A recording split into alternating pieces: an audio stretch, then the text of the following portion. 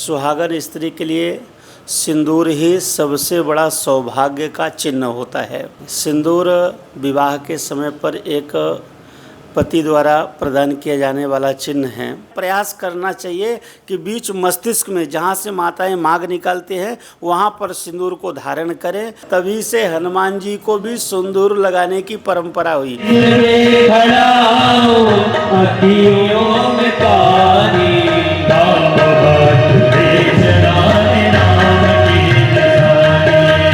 राम भक्तों के लिए अयोध्या में कथा का दौर चल रहा है। आज मेरे साथ जयपुर राजस्थान के प्रसिद्ध कथावाचक ज्ञान गंगा समिति के ज्ञान मूर्ति पंडित दिवाकर शास्त्री जुड़ रहे हैं। हम इनसे आज जानेंगे सुहागन महिलाओं के लिए जो सिंदूर, बिंदी और पायल का विधान है, शास्त्रों के अनुसार उसका क्या महत्व है और सुहागन औरतों को और क्या क्या अपने श्रृंगार के लिए वस्त्र और आभूषण धारण करने चाहिए। श्री राधे, आपने बहुत सुंदर प्रश्न किया है। और दूसरी बात, आपने ये जो प्रश्न किया है पावन अयोध्या भूमि में प्रश्न कर रहे हैं। देखो, सबसे बड़ी बात है जो सिंदूर की बात आपने पूछी है, ये मांगलिक चिन्ह है। सिंदूर विवाह के समय पर एक पति द्वारा प्रदान किया जाने वाला चिन्ह है। सुहागन स्त्री के लिए सिंदूर ही सबसे बड़ा सौभाग्य का चिन्ह होता है। जितनी भी सौभाग्यवती स्त्रियां हैं सिंदूर को धारण करती हैं। आप लोग कथा श्रवण करें, इसी अयोध्या की घटना है। माता जानकी स्वयं इस सिंदूर को धारण करती थी। और श्रवण किए होंगे कि एक दिन श्री हनुमान जी महाराज माता जानकी जब श्रृंगार कर रही थी, आभूषण धारण कर रही थी, क्योंकि सौभाग्यवती स्त्रियों को आभूषण धारण करने का कहा गया है। तो जब आभूषण धारण कर रही थी और सिंदूर धारण कर रही थी, तो उसी समय पर हनुमान जी महाराज पहुंच गए।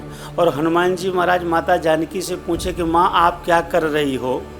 तो माता जानकी ने अब ये नहीं कहा कि भाई ये प्रभु श्री राम के द्वारा ये प्रदान किया हुआ है, सौभाग्यवती स्त्रियों का है और इसलिए मैं ये धारण कर रही हूँ। लेकिन उन्होंने इतना कह दिया हनुमान जी से कि इसको धारण करने से तुम्हारे प्रभु प्रसन्न होते हैं। जब मैं इसको मांग में धारण करती हूँ तो तुम्हारे प्रभु श्री राम इसको देख करके प्रसन्न होते हैं।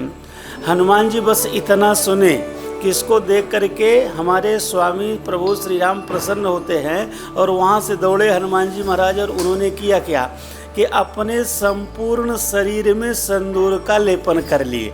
और हनुमान जी महाराज आज संपूर्ण शरीर में लेपन करके और किए क्या कि आज राज्यसभा में पहुंच गए।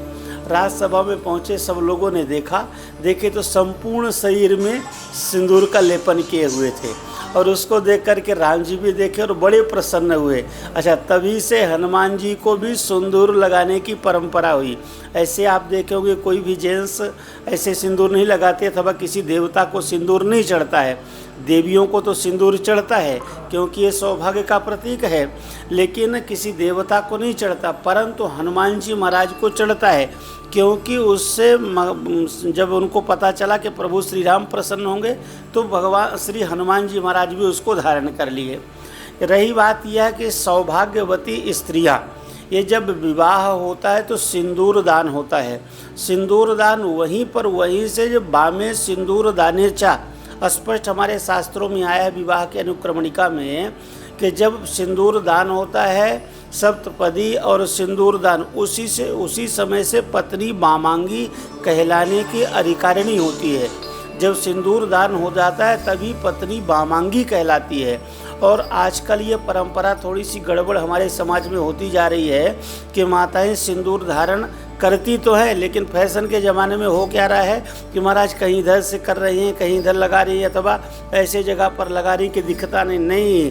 ये हाँ, माताओं का ये सौभाग्य है, सौभाग्य का चिन्ह है। प्रयास करना चाहिए कि बीच मस्तिष्क में जहाँ से माताएं मांग निकालती हैं वहाँ पर सिंदूर को धारण करें।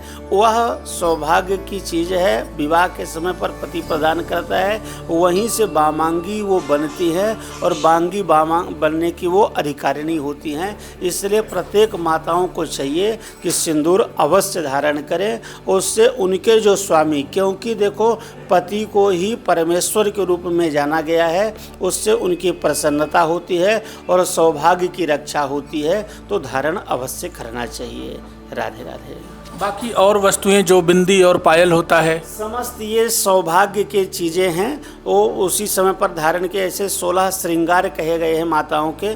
तो 16 श्रृंगार धारण करने की बात है। ये 16 श्रृंगार के अंतर्गत समस्त जितने भी आभूषण हैं ये 16 श्रृंगार के अंतर्गत आते हैं, उनको धारण करना चाहिए। सौभाग्य की बातें हैं ये। चलिए, हमारे साथ स्वामी दिवाकर शास्त्री जी जुड़े हुए थे, जिन्होंने सौभाग्यवती महिलाओं के बारे में, सिंदूर के बारे में जानकारी दी। मैं देवेश पांडे, अयोध्या।